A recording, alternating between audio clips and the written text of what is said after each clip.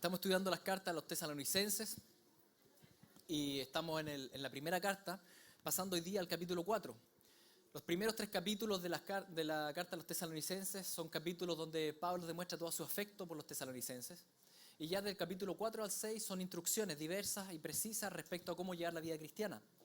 Para poder comenzar el capítulo 4 quiero tomar los últimos versículos del capítulo 3, que dice así: Y el Señor os haga crecer y abundar en amor unos para con otros y para con todos, como también lo hacemos nosotros para con vosotros, para que sean afirmados vuestros corazones, irreprensibles en santidad delante de Dios nuestro Padre, en la venida de nuestro Señor Jesucristo con todos sus santos. Estos 2 versículos los leímos el domingo pasado.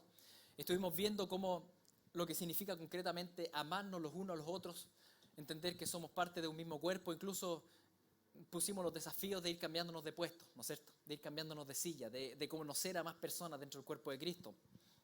Y también estuvimos hablando cómo Pablo, su deseo era presentar a la iglesia santa e irreprensible a Cristo cuando Él viniera. Ahora bien, ese deseo que está en Pablo en realidad no parte en Pablo. Sabemos que es un deseo que es del corazón del Padre. El Padre quiere preparar a una novia que sea limpia y resplandeciente para su Hijo amado, Jesucristo, cuando Él venga. Y eso lo vemos justamente ahora en el capítulo 4, donde dice: por los demás, hermanos, os rogamos y exhortamos en el Señor Jesús, que de la manera que aprendisteis de nosotros como os conviene conduciros y agradar a Dios, así abundéis más y más. Porque ya sabéis qué instrucciones os dimos por el Señor Jesús. Pues la voluntad de Dios es vuestra santificación, que os apartéis de fornicación. ¿Cuál es la voluntad de Dios para nuestra vida? La santificación. ¿Qué es eso? Es cada día apartarnos más del pecado y vivir más en la presencia del Señor, alejados del pecado, en santidad. Ese es el proceso de santificación, donde vamos dejando atrás las costumbres de nuestra carne para vivir los deseos del Espíritu, la santificación. ¿Cuál es la voluntad de Dios para tu vida, para mi vida? A veces nos preguntamos eso. A veces oramos y le decimos: Señor, ¿qué quieres que estudie? ¿Estudie esto, lo otro? ¿Quieres que esté en este trabajo o en otro? ¿Quieres que viva en Viña? ¿Quieres que me cambie de ciudad? ¿Qué quieres para mí? Y probablemente la respuesta del Señor es: da lo mismo si estudias esto o lo otro, siempre y cuando crezcas en santidad. Tal vez da lo mismo si trabajas en esto o lo otro, siempre y cuando te santifiques. Tal vez si vives en esta ciudad o en la otra ciudad, mi voluntad para ti, dice el Señor, es que te santifiques, que te apartes del pecado y vivas en santidad. Por tanto, la pregunta en realidad mejor hecha sería: Señor, ¿qué decisión tomo para ir creciendo en santidad? Esa podría ser una buena pregunta. Ahora bien, la pregunta carnal que nos surge una vez que entendemos que el Señor nos ama incondicionalmente y que el Señor ha dado su vida por nosotros y que la salvación no es por obra, es por fe, y que Él nos regaló la salvación y por tanto estamos seguros en Cristo y que vamos a llegar al reino de los cielos. Cuando sabemos esas tremendas verdades del Evangelio, surge el pensamiento carnal de decir: bueno, si estoy seguro en el Señor, ¿por qué no peco y sigo pecando? ¿Para qué tanto esfuerzo de dejar el pecado si total igual voy a llegar al cielo? Total, soy salvo. Y a veces nuestra carne plantea esa pregunta, que es carnal, de intentar abusar de la gracia de Dios, porque no entendemos el porqué de santificarnos, por qué apartarnos del mal, de la maldad. La verdad es que la Biblia nos da muchos porqués. El primero es porque Jesucristo se lo merece. Él se merece una novia limpia y resplandeciente y alejada del pecado. También la Biblia señala que cuando vivimos la voluntad del Señor y vivimos en pos de sus caminos, nosotros mismos somos bendecidos y tenemos recompensas celestiales. Pero este texto específico no nos habla de ese porqué. Este texto específico nos da un porqué mucho más duro, crudo, que nos cuesta realmente asumirlo, pero es la verdad. ¿Y cuál es ese porqué que da este texto? Dice así: la voluntad de Dios es vuestra santificación, que os apartéis de fornicación, que cada uno de vosotros sepa tener su propia esposa en santidad y honor, no en pasión de concupiscencia como los gentiles que no conocen a Dios, que ninguno agravie ni engañe en nada a su hermano, porque el Señor es vengador de todo esto, como ya os hemos dicho y testificado. A ver, este pasaje menciona hartas cosas. En realidad tenemos que analizarlo con harta calma hoy día porque habla de todo lo que es la vida sexual. Pero primero quiero que entendamos el llamado a la santificación y el por qué el llamado a la santificación. Y el por qué que da este texto es, ¿cuál es el por qué? Dice la última frase. Porque el Señor es vengador de todo esto. Ese es un porqué que no nos gusta. Es un porqué que tiene que ver con su atributo de justicia. ¿Recuerdan que el Señor decía, mía la venganza? Porque Él es justo, Él es santo. El Señor no permanece impávido frente al pecado. Al Señor le da náusea el pecado y la maldad. Él aborrece el mal. Él aborrece los abusos y las violaciones y los robos y los delitos. Él aborrece todo eso. Por tanto, su ira está sobre la humanidad. Estamos todos en condenación. Su ira está sobre la humanidad porque todos hemos pecado. Y a veces es el tema de la ira de Dios y del castigo eterno del infierno es algo que muchas veces rehuimos, sobre todo en nuestra cultura, que no le gusta hablar de esas cosas medias pesadas. Pero es la verdad, pues ¿qué le vamos a hacer? La ira de Dios está ahí. A tal punto que Cristo dice, ¿por qué le tienen miedo a los hombres? Que incluso los pueden matar, dice. Dice, no temáis a los que matan el cuerpo, mas al alma no pueden matar. Temed más bien a aquel que puede destruir el alma y el cuerpo en el infierno. Se nos olvida muchas veces que Dios es perfectamente santo y justo y tiene toda la facultad para destruir un alma en el infierno. La enseñanza del infierno en la Biblia está presente. Ese gusano que come y no muere nunca y de las torturas demoníacas del infierno. Es algo que el ser humano debiera tener en consideración, pero no está ni ahí. El ser humano es enemigo de Dios. No considera realmente los sufrimientos del infierno como algo que pueda estar presente. Y muchos, incluso hay entre creyentes que dicen, no, pero el infierno, ¿cómo? Bueno, ¿de qué creen que nos vino a salvar Cristo? Sino para qué viene, ¿no es cierto? Algo que realmente es tan terrible que Dios decide dar su propia vida por nosotros. ¿De qué? Por eso el texto en Tesalonicenses, cuando leíamos el capítulo 1, dice, esperar de los cielos a su Hijo, el cual resucitó de los muertos, a Jesús, que nos libra de la ira venidera. Jesús vino a librarnos de esa ira venidera. Y la ira venidera involucra muchas cosas. Involucra el día final de juicio, sí, pero también involucra el infierno eterno. Toda la ira de Dios que arde en santidad. Porque el Señor aborrece el mal. En Él no hay mal. Él no tolera el mal. Entonces, ¿cómo podemos escapar de las llamas del infierno? Arrepintiéndonos y creyendo en el Señor Jesucristo. Ahora bien, si somos pueblo de Dios, ya no estamos en condenación. Ya no estamos bajo juicio, por tanto hemos sido salvados de las llamas. Estamos en el Señor, estamos seguros en Él. Y el Señor nos escogió no por nuestros méritos, sino simplemente por el afecto de su voluntad. Él te ha transformado, Él ha tocado tu vida y está en las manos del Señor. Por tanto, estás seguro en Él. Y ahí nosotros decimos, listo, estoy seguro en Él, así que sigo pecando. No, dice la Escritura. ¿Por qué? Porque Dios es vengador de todo eso. No estamos hablando ya de la eternidad, como que si peco pierdo la salvación. No se está refiriendo a eso. Está refiriendo a la disciplina que Dios lleva a cabo con sus hijos. Y que Dios es severo en ese sentido también. Por eso la Biblia, cuando habla de disciplina, este famoso texto de Hebreos dice lo siguiente, dice, porque el Señor al que ama, aporrea. ¿No es cierto? Al que ama, disciplina, dice. Y azota a todo el que recibe por hijo. Si soportáis la disciplina, Dios os trata como a hijos. ¿Por qué? ¿Qué hijo es aquel a quien el Padre no disciplina? Pero si os deja sin disciplina, de la cual todos han sido participantes, entonces sois bastardos y no hijos. La disciplina de Dios no va con los incrédulos o los que no creen en Él. Dios disciplina a sus hijos. Y esto es muy importante considerar. Porque el Señor, si bien nos ha apartado para salvación eterna, su voluntad de nuestra santificación, que aborrezcamos el pecado. Por tanto, Él va a disciplinar cada uno de nuestros pecados, aunque tengamos perdón eterno. Por tanto, ya no estamos hablando de si somos hijos o no somos hijos de Dios. Y los hijos de Dios son disciplinados. ¿Vamos a tener eterno gozo? Sí, vamos a tener eterno gozo. El Señor nos enseña en esta vida a aborrecer el mal, a aborrecer el pecado. Él nos disciplina. Ahora bien, Yo no sé cuál es la historia familiar de ustedes. Tal vez ustedes tuvieron papás que les pegaron muy fuerte y hubo mucha violencia intrafamiliar. En ese sentido, quiero explicarles esto tal vez con una imagen que podamos entender esto un poco mejor. Cuando Dios castiga, enjuicia al mundo incrédulo, lo hace con cara enojado, con ira. ¿Sí? Es la ira de Dios contra la maldad. Pero cuando el Señor disciplina a sus hijos, lo hace con cara de pena, porque son sus hijos. ¿Me entiende la diferencia? Es una diferencia tal vez un poco, es como para que entendamos, es como cuando tú y yo disciplinamos a nuestros hijos, los mandamos a la pieza. Y uno está afectado.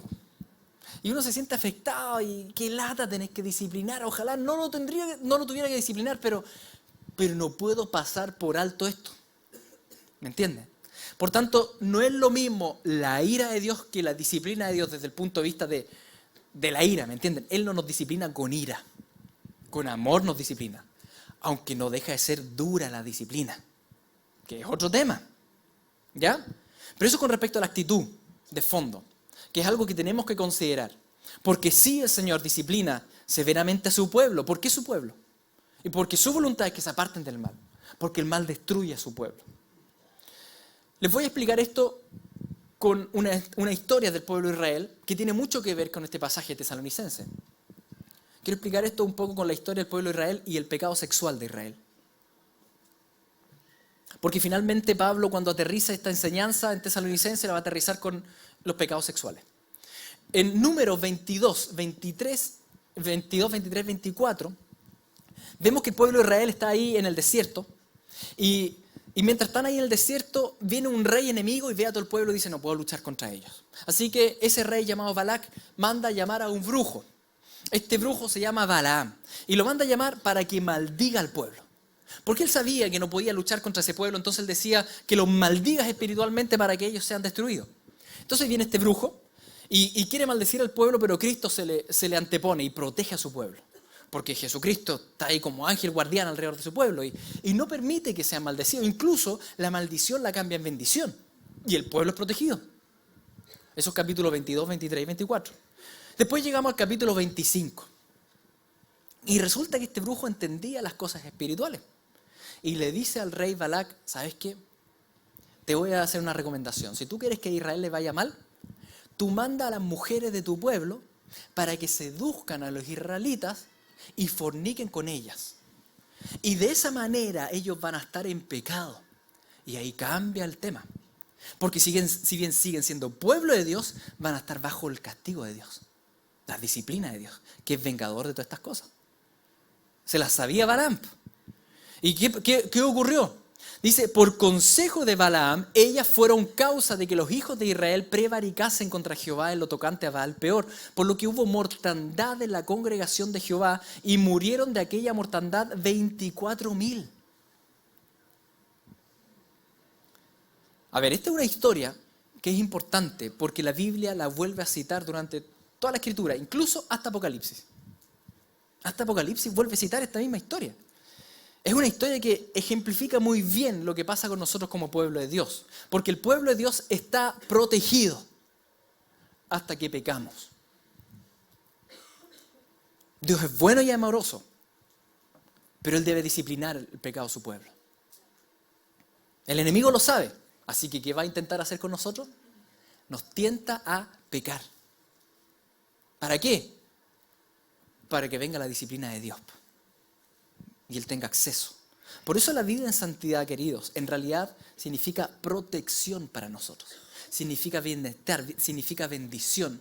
Si tú te apartas del pecado, tú estás bendecido, protegido por el Señor. Pero si tú pecas, tú botas las vallas de protección, tú te sales de la casa de protección, tú te expones a los ataques del enemigo. Es así de sencillo. Por mucho que eres hijo de Dios, por mucho que vas a eterna salvación, no estamos hablando de que tú pierdes el estado de ser hijo. Tú eres hijo, pero en disciplina. No es que dejamos de ser hijo. No, el Señor no es de esos que adopta y después dice, no es para mí y devuelve la guagua. No. El Señor no devuelve la guagua. El Señor te adopta y se queda contigo. Pero si andáis muy mal, te disciplina harto. Porque Él va a forjar a Cristo en nosotros, a la buena o a la mala. Él va a forjar a Cristo, pero Él nos devuelve la guagua. para que entendamos la figura del pueblo de Dios y el pecado. Esta historia de Balaam y de la victoria del enemigo sobre Israel, entonces, por medio del pecado, es recordada en la Escritura, por ejemplo, por el profeta Miqueas, que dice: pueblo mío, acuérdate ahora qué aconsejó Balac, rey de Moab, y qué respondió Balaam, hijo de Beor, desde Sittim hasta Gilgal, para que conozcan las justicias de Jehová. Recuerda esta historia, le dice, siglos después. Recuerda lo que pasó y comprende, pueblo de Dios, la justicia de Dios. Es necesario que entiendas la justicia de Dios para que vivas con temor de Dios. ¿Y en qué consiste la sabiduría? En tener temor de Dios, po. Decirle: Señor, ve todas estas cosas. Entonces él continúa y dice: por eso yo también te hice enflaquecer, hiriéndote, asolándote por tus pecados. Por eso. Miren, todos nosotros que somos pueblo de Dios, en esta vida estamos destinados a sufrir por el bien. Sufrimos por el bien, por predicar a Cristo y por seguir al Señor. Pero a eso no añadamos sufrimiento, sufrir por el mal. ¿Para qué vas a sufrir por el mal si ya estás sufriendo por el bien? ¿No es cierto? Entonces, ¿para qué nos vamos a someter a un sufrimiento por el bien? No, pues dice Pablo. Tal vez tú estás siendo atormentado y no sé, tienes ataques demoníacos en la noche o penan en tu casa y está quedando la escoba. Y muchos se ponen a reprender y a reprender. Qué bueno que reprendan. Siempre mejor reprender de más que de menos. Pero ¿saben qué? La Escritura dice: sométete a Dios, resiste al diablo y huirá de ti. Por tanto, ¿cuándo huye el diablo? Cuando te sometes a Dios. Eso se llama obediencia. Por eso es necesaria la obediencia. ¿Sí? Si tú estás en desobediencia, el enemigo va a tener acceso igual, aunque lo reprenda. Lo echas por allá, se da la vuelta, entra por acá. ¿Sí? Obediencia. La vida en santidad entonces es protección, es bendición. Por tanto, ahora va Pablo, directo se lanza a cabeza a uno de los temas más difíciles, la sexualidad. Yo sé que este tema es complejo, voy a intentar ser cuidadoso, pero no puedo dejar de ser directo. ¿Ya? Porque de esa manera también lo hace Pablo. Y en ese tema tenemos que entender que antes que leamos todos esos pasajes respecto a la sexualidad, que la voluntad de Dios es vuestra santificación, porque el Señor es vengador de todo esto, como ya os hemos dicho y testificado, pues no nos ha llamado Dios a inmundicia, sino a santificación. Así que el que desecha esto, no desecha a hombre, sino a Dios, que también nos dio su Espíritu Santo. Tenemos al Espíritu de santidad en nosotros. Por tanto, si hay pecado, Él va a combatir contra el pecado. No te va a dejar simplemente en el pecado. Habiendo entendido entonces esto, el por qué apartarse del pecado, el por qué que da Pablo en este texto, que Dios es vengador de todo esto, ahora metámonos de cabeza un poco en lo que significa realmente el pecado sexual o la vida o la actividad sexual que está permitida por el Señor o es sana. Dice así: pues la voluntad de Dios es vuestra santificación, que os apartéis de fornicación. La palabra fornicación, en realidad en griego, porneia, habla de toda la inmoralidad sexual en su conjunto. Todo lo que sea inmoralidad sexual cabe acá adentro, ya sea una actividad explícita con mi cuerpo o también con lo que yo pienso en mi mente. Ya sea el adulterio del matrimonio o tener relaciones sexuales fuera del matrimonio, o la actividad homosexual o cualquier tipo de actividad de inmoralidad sexual. Todo está metido en esta gran palabra que se llama porneia. Muchas veces reducimos el tema de la fornicación simplemente al coito o al acto sexual en sí, pero en realidad involucra mucho más, porque tiene que ver con todo lo que también está en mi corazón, con todo lo que yo pienso al respecto. ¿Está Dios en contra del sexo? No, no está en contra. Recuerden quién lo creó. ¿A quién se le ocurrieron realmente todas estas vías nerviosas o los órganos sexuales? ¿Quién inventó los órganos sexuales? Dios, pues. Dios lo creó, y Dios lo creó con perfección, y Dios lo creó de una manera para que produzca placer, y puso todos estos sensores del placer, y todas las vías nerviosas, todo lo creó el Señor. El Señor no está en contra del sexo. Lo que pasa es que el Señor todo lo diseña perfecto. Por tanto, ideó el sexo para que tuviera el perfecto placer en un perfecto contexto, que es el matrimonio. ¿Y por qué el matrimonio? Porque es un contexto de santidad y honor, que es el que tenemos que analizar de acuerdo a como dice el pasaje. Hoy en día, en realidad, la sexualidad está tan desvalorizada que actualmente, ¿no es cierto?, tener sexo, incluso se hace diferencia entre tener sexo o hacer el amor. La Escritura no hace diferencia entre eso. Para la Escritura, la sexualidad provoca una unidad entre dos personas, que va más allá de lo físico. Incluso si te acuestas con una prostituta, dice. Dice así en 1 Corintios 6, dice, ¿o no sabéis que el que se une con una ramera es un cuerpo con ella? Porque dice, los dos serán una sola carne. O sea, aunque sea algo que nosotros tomamos como un sexo casual, no, dice, provoca unidad. Porque Dios lo creó para unidad. Lo creó para vinculación que va más allá de lo físico. Es para que dos se tornen uno. Por tanto, si tienes sexo promiscuo con muchas personas, se forma una telaraña de unidad y de pecado que va más allá de lo que podemos ver. Tenemos que poner ojo con eso. Tenemos que arrepentirnos y a los pies del Señor y aprender de Él lo que realmente significa una actividad sexual que lo glorifica. Entonces, en 1 Tesalonicenses 4 dice así: la voluntad de Dios es vuestra santificación, que os apartéis de fornicación. Que cada uno de vosotros sepa tener su propia esposa en santidad y honor, no en pasión de concupiscencia como los gentiles que no conocen a Dios. La pasión de concupiscencia son simplemente tener relaciones o actividad sexual de acuerdo a los deseos de mi carne. La concupiscencia son los malos deseos de la carne. Dice, no sigan simplemente los malos deseos de su carne. Hay una manera de poder llevar a cabo esta actividad sexual de acuerdo a lo que Dios creó. ¿Cómo? Con santidad y honor. Y aquí me quiero detener. Porque el deseo sexual de por sí es bueno, Dios lo creó. Pero la actividad sexual fue creada para que anduviera como tren sobre dos rieles. La actividad sexual funciona en su perfección cuando va sobre dos rieles.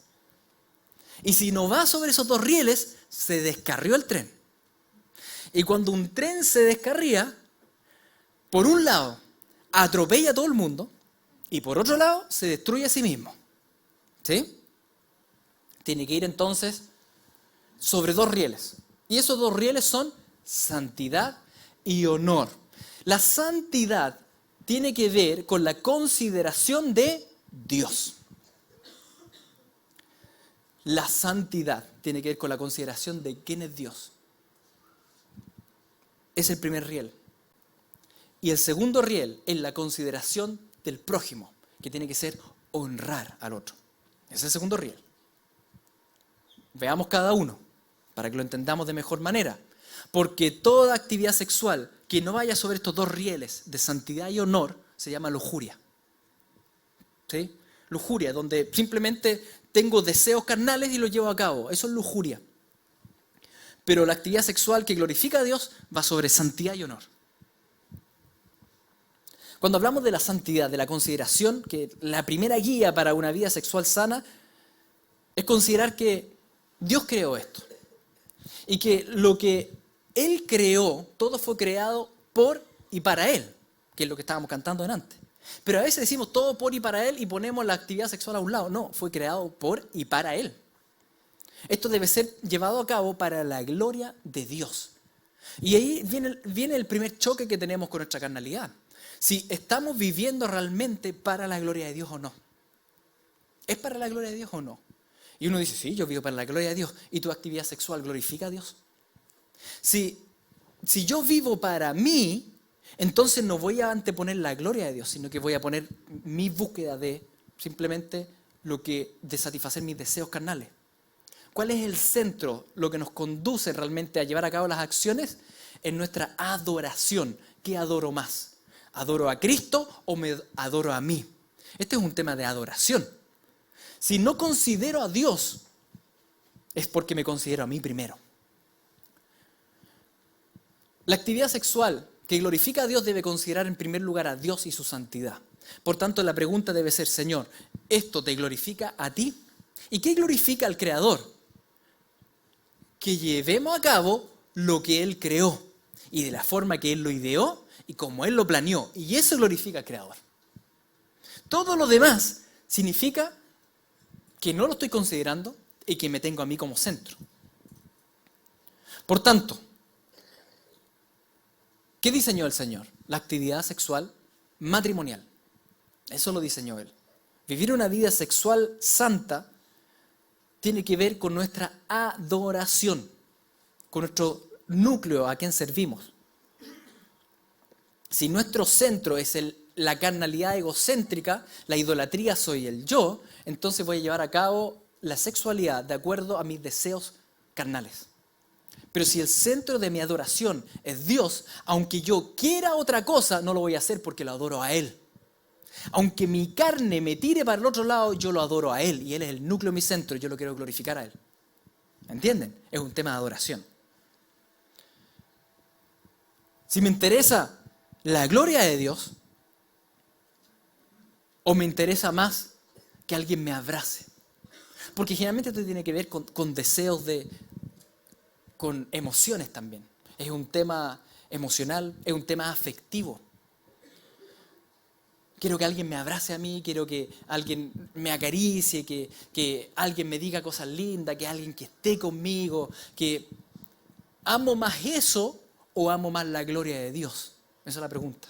Porque sin duda todos queremos que nos amen. Y todos queremos que nos traten bien y que nos acaricien. Pero ¿qué amo más? ¿Me amo más a mí o amo más al Señor? Más que relacionarme con Cristo, tal vez quiero botar mi frustración y mi rabia, así que, no sé, voy a ver un poco porno porque estoy medio enojado. ¿Qué me interesa más? ¿Yo tener un placer momentáneo o me interesa más la gloria de Cristo?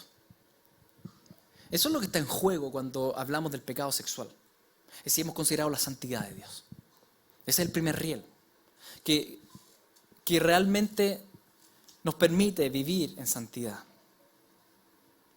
Por tanto, el pecado sexual tiene subyacente un tema de idolatría que debemos considerar, porque pecar sexualmente implica dar la espalda a Dios y decirle: Señor, yo quiero mi placer y este placer no lo voy a encontrar en ti. Lo voy a encontrar en esto, aunque está fuera de tu voluntad. Y con eso nos salimos de la casa de protección y nos sujetamos al juicio de Dios, que es vengador de todas estas cosas. En realidad, cuando pecamos sexualmente, ¿contra quién pecamos primeramente? Contra Dios, pues le hemos dado la espalda. Le decimos: Señor, hay más placer en este orgasmo pecaminoso que en ti. Y la verdad es que no es verdad. Hay más placer en Dios que en un orgasmo. Porque Dios creó el orgasmo. Así que hay más placer en Él.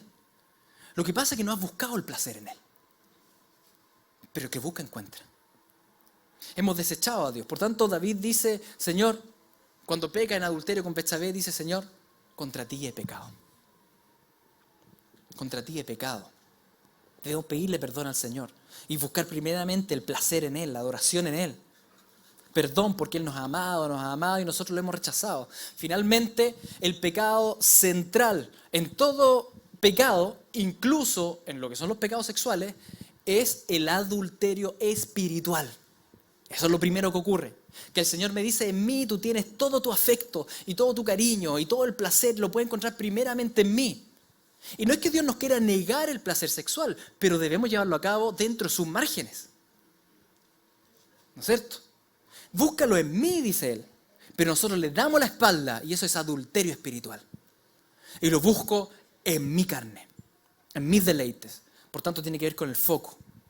Y eso nos lleva directamente al segundo riel, que es honor hacia la otra persona. El segundo elemento que debe direccionar nuestra vida sexual es el honor hacia el prójimo. Y Dios estableció para eso una relación de pacto, de unión matrimonial.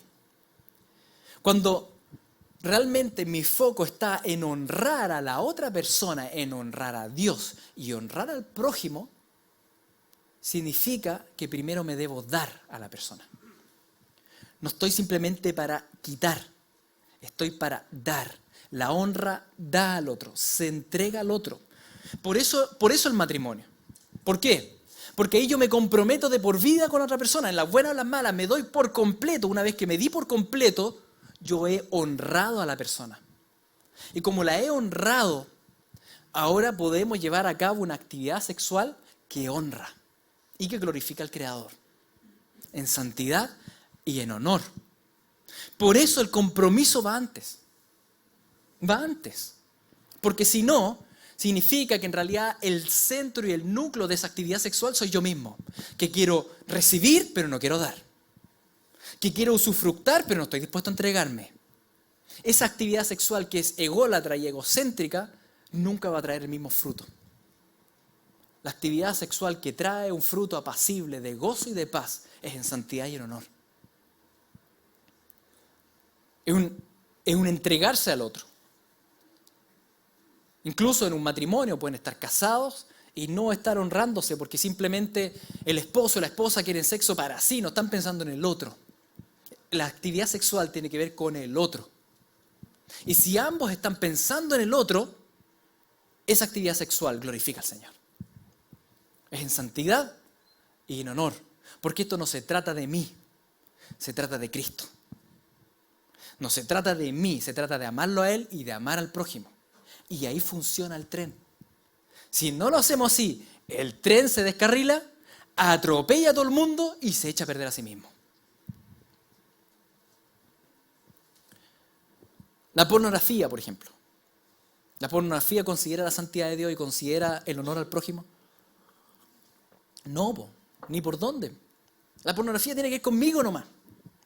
Que yo creo placer y si hay otra persona, no, da lo mismo, yo estoy yo y conmigo y no tiene nada que ver con santidad y honor. Por tanto, nunca va a dar un fruto apacible. Ni siquiera si ustedes ven matrimonialmente pornografía.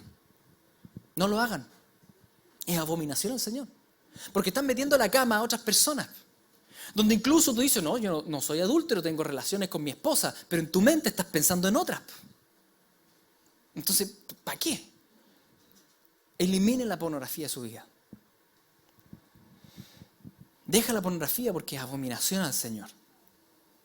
Bueno, y entiendo que es un tema adictivo, por eso al final vamos a dar un par de minutos para hablar del cómo, ¿ya? ¿Cómo hacerlo? Pero por ahora, el llamado es arrepentimiento. Una sexualidad que gira en torno a mí, mi placer y mi voluntad carnal es inmoralidad, es por ella. Porque la actividad que funciona realmente dentro de los parámetros del Señor tiene que ir sobre estos dos rieles, sobre estos dos carriles.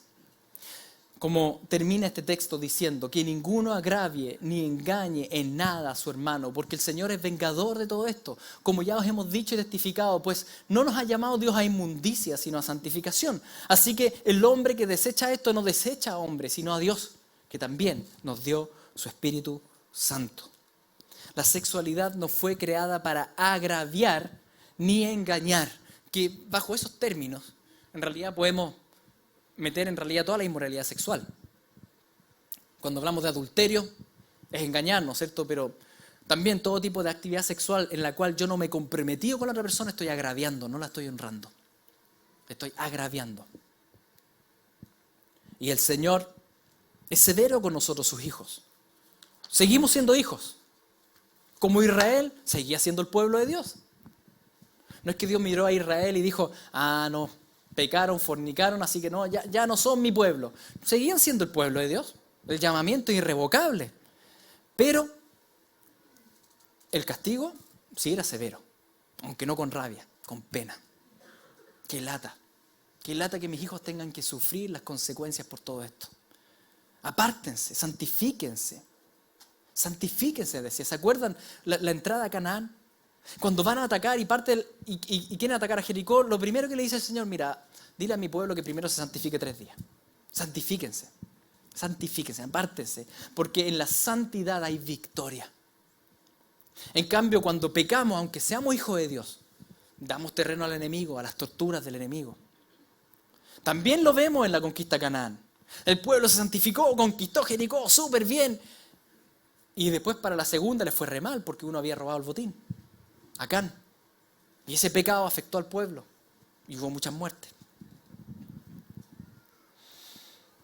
Queridos, el foco primario de la sexualidad no es el goce personal. sino la gloria de Dios, considera la santidad de Dios y la honra del prójimo. Y eso va a permitir tu goce personal, que es consecuencia de esto. Por tanto, ¿cómo dejar el pecado sexual? La masturbación, la pornografía, la actividad homosexual, las perversiones, el adulterio, cómo dejar al amante, cómo dejar la promiscuidad y la prostitución, ¿cómo hacemos esto? La Biblia nos da mucha referencia al cómo, que voy a resumir con estas 3 palabras. Primero, todo parte siempre en arrepentimiento. Debemos arrepentirnos ante el Señor. Decirle, Señor, he pecado contra ti. Estoy mal. Perdóname, ten misericordia de mí. Y el arrepentimiento tiene que ir de la mano con obras de arrepentimiento, como lo estuvimos hablando hace un mes atrás, ¿se acuerdan? Uno muestra un fruto de arrepentimiento. Entonces, por un lado uno dice, Señor, perdóname tal vez por esta pornografía, y después, acto seguido, uno cierra todas las páginas porno que ha visto, las elimina, deja el celular sin clave, saca el computador de la pieza, le pide a las personas, oye, anda revisándome el historial. ¿Me entienden? Obras de arrepentimiento. No es solo tú y el Señor, hay obras de arrepentimiento. Estás teniendo actividad sexual con, no sé, un amigo, una amiga, con ventaja, ¿no es cierto? Termina y no lo vean más. No la vean más. Radical, corte. Es el arrepentimiento, radical. Yo amo al Señor, no amo al mundo. Corte radical, eso es arrepentimiento. Que por un lado hay un tema verbal que uno le expresa al Señor, pero también hay una acción, un fruto de arrepentimiento. Segundo, confiésalo. Como dice Santiago 5:16, que debemos confesar nuestras faltas a otros. Y la oración del justo ahí va a sanar, hay sanidad en esa confesión. Debemos confesarnos todas estas ofensas, todos estos pecados. Y esto generalmente en el tema sexual es lo más difícil. Porque hay como una vergüenza, hay como uno no quiere sacarlo a luz, pero Satanás trabaja en la oscuridad. Confiésalo a alguien maduro en la fe, tal vez a tu líder, en una consejería, al discipulador, pero confiésalo, sácalo. No puedes quedarte en esto simplemente trabajándolo solo, no funciona así. Hay sanidad en la confesión. Por tanto, sácalo, confiésalo. No con todo el mundo, pero con las personas pertinentes. Ahora bien, si estás casado o casada y estás en adulterio, vas a tener que decirle a tu esposo o esposa. Si no, no hay sanidad. Tienes que decirlo, no te puedes quedar callado. No hay sanidad en el mutismo, en el quedarse sin decir nada, no. Hay sanidad en la confesión. Por tanto, debes humillarte. Yo sé que es difícil. Y ahora una palabra para los que reciben la confesión. Hay que actuar con compasión.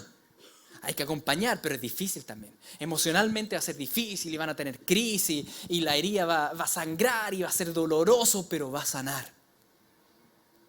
Va a sanar. ¿Quieres sanidad? Confiésalo. Confiesa si has estado en adulterio.